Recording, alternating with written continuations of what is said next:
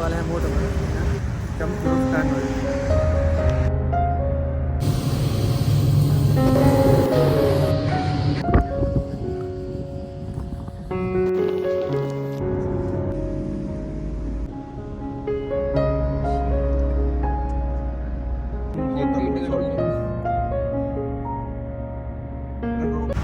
Hello, සුබ දවසක් ඔයාලා හැමෝටම. අද අපි කුරුපකාන් යනවා. කුරුපකාන් තියෙන්නේ සාජවල ඉඳන් කිලෝමීටර් 100ක් විතර දුරින්.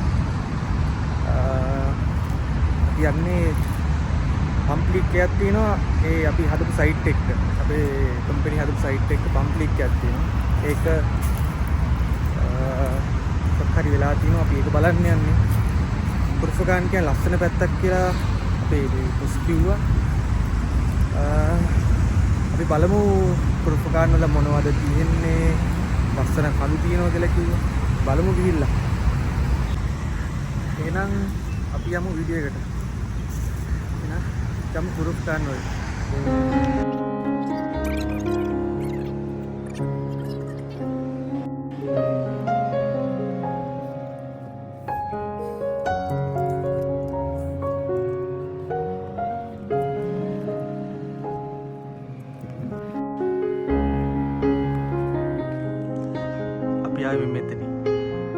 මේ බොන වතුර ටික තමයි බොන වතුර තමයි මෙතනින් යන්නේ. බොන වතුර තමයි මාකට් එකට දෙන්නේ. අර පල්ලෙහින් අපේන මේ පල්ලියට දෙන්නේ. එතකොට මේ කාණු පද්ධති දෙක යන්නේ. මේ කාණු පද්ධති දෙකක් පේන්නේ. ඒ තමයි වැහි වතුර යන්නේ. වැහි වතුර යන කාණු පද්ධතියක් තමයි ඔය. සාමාන්‍යයෙන් මෙහි කාණු හදන්නේ නැහැ. මෙහි වයින් නැති හින්දා. දැන් ඔය අලුතෙන් කාණු පද්ධතිත් හදනවා. අවුරුදු 20 ගානකින් වැහලා තිබ්බේ නෑ. ඊට පස්සේ මේ ළඟදී ආයෙ වැස්සක් වැස්ස. දැන් අවුරුදු 2ක් විතර ඇති. ඊට පස්සේ තමයි මේ කට්ටිය මේ කාණු හදන්න පටන් ගත්තේ. ඒ කියන්නේ දැන් ඩුබායි එම්රස්ට් එක එන වෙනස්කම වෙනවා. කාලගුණ වෙනස්කම් වෙනවා. දැන් වහින්න එනවා. බලන්නකෝ මෙයාලා මේ මල් හදලා තියෙන හැටි. හැම තැනකම මෙහෙමයි. ඩුබායි වල ලොකු ගස් හදලා තියෙනවා. දැන් කාන්තාර නෙමෙයි. කාන්තාරේ දැන් ලස්සන වනාන්තරයක් වෙනවා.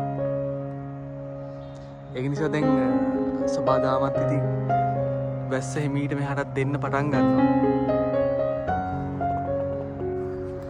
සබාදාම අපිට සලකන දේ නෙවෙයි, අපි සබාදාමට සලකන්නේ.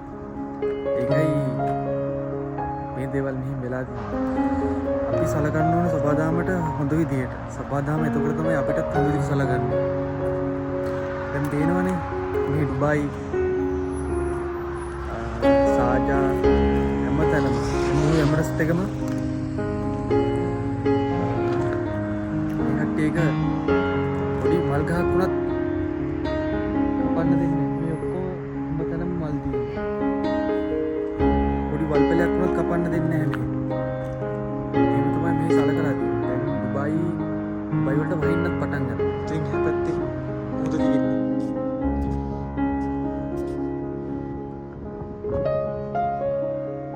මේ තියෙන්නේ පැනල් රූම් එක.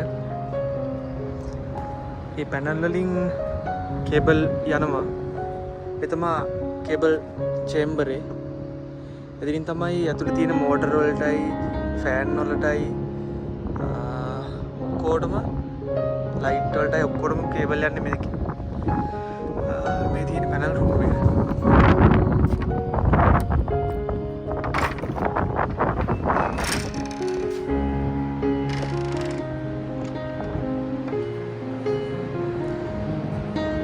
ඔක්කොම ප්‍රෝග්‍රෑම් කරලා තියෙන ඔටෝ.